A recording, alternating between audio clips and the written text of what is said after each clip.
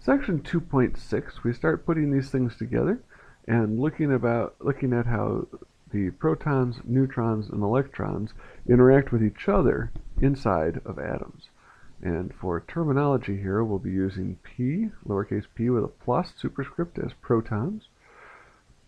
We'll be using n with a superscript of 0 as neutrons. And E, as we said before, with a superscript of a negative sign as the symbol for electrons. Some interesting facts about these different particles. If you look at the masses, the mass of a proton and the mass of a neutron are extremely close to each other.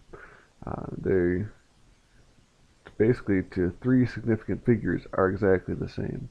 And electrons, as we said, are about 2,000 times smaller. It's actually closer to about 1,800 times smaller, but 2,000 is a nice round number. We assign the charge of a proton to be +1, but in reality, it is plus 1.60218 times 10 to the negative 9th coulombs of charge. Now, where does that number sound familiar from? Well, it sounds familiar because it's exactly the same charge as an electron, just the opposite sign. And now neutrons have no charge.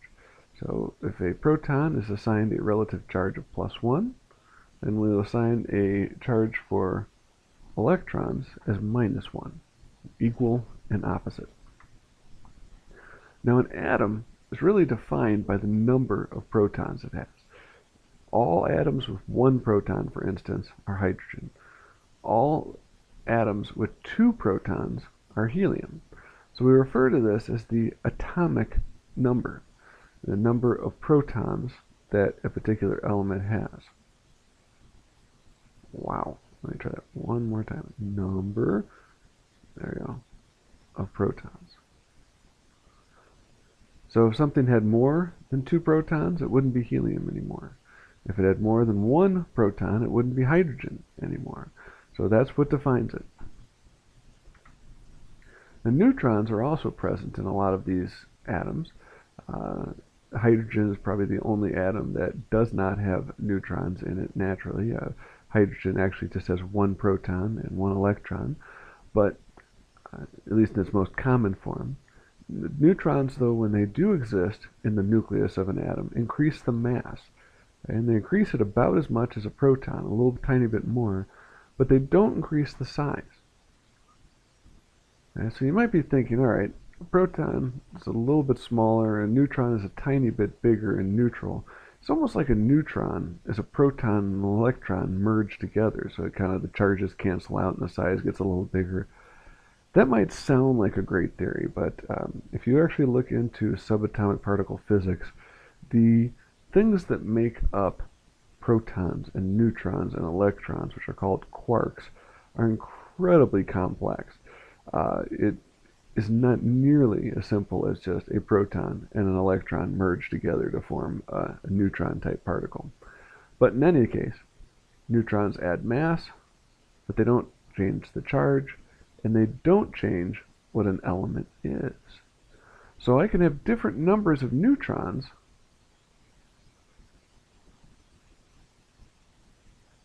but still have the same kind of atom.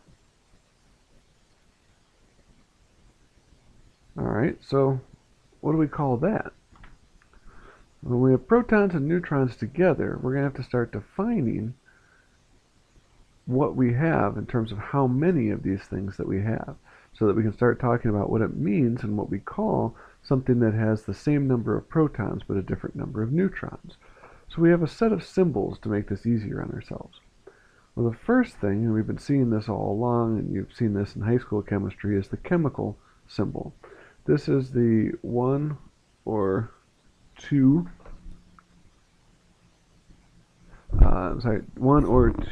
letter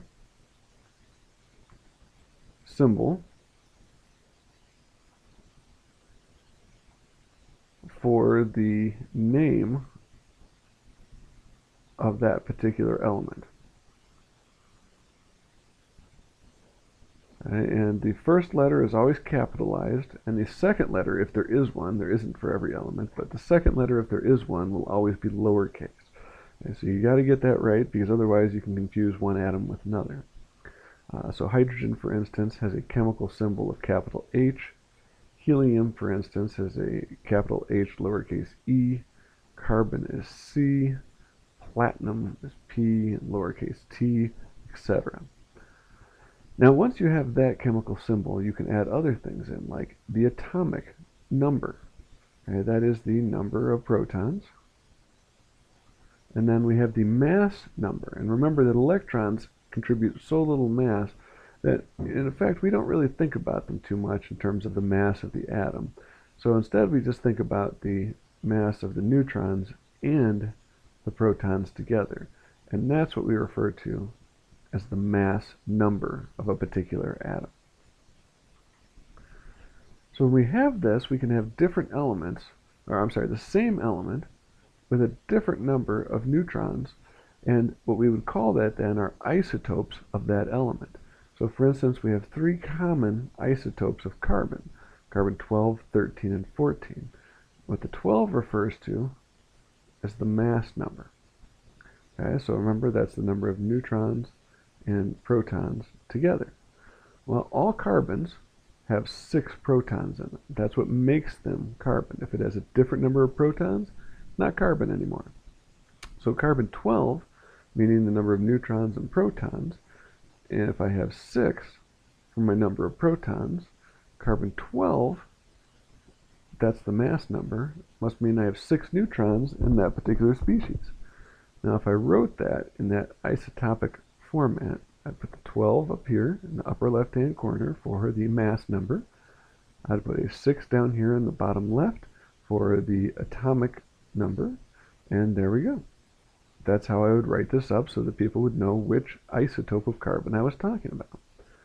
So if we had 7 neutrons, we'd have carbon 13. And if we had 8 neutrons, we'd have carbon 14. And 14 equals these 6 protons plus however many neutrons it takes to get to 14, so 8 neutrons for carbon 14. So neon is another example. Neon has 10 protons, and neon 20 must therefore have 10 protons, a total mass of 20, so 10 neutrons. And something we want to point out here is that there's not the exact same amount of each of these types, each of these isotopes naturally occurring. In reality, what we typically have is 1 and sometimes 2 will be the main portion of that particular element isotope. So for neon, for instance, 9 out of 10 neon atoms that you find are going to be neon 20. A very small amount will have 11 neutrons and be neon 21, and then about 1 out of 10 will have 12 neutrons and be neon 22. Well, now, the other thing that can happen here is that you can have some number of electrons that's different. A neutral atom is one where I have the same number of protons as I have electrons. So every positive charge I have is canceled out by a negative charge.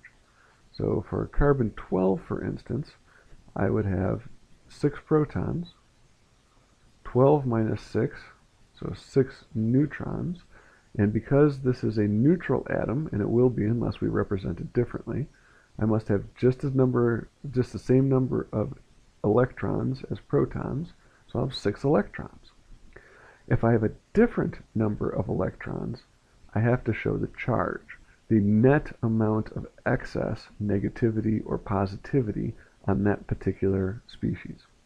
Now, charge is going to basically be equal to the number of protons minus the number of electrons. Or you can just add up all the positive and negative charge and see what cancels out. So for instance, let's look at fluorine ion, fluoride ion that would actually be called, F with a minus up here. There's nothing over here on this side, so we don't need to really worry about protons and neutrons, except for the fact that we have to know how many protons there are to see what makes this have one extra electron in comparison. So we go to the periodic table for the first time here. The atomic number for each of the elements will be written up above.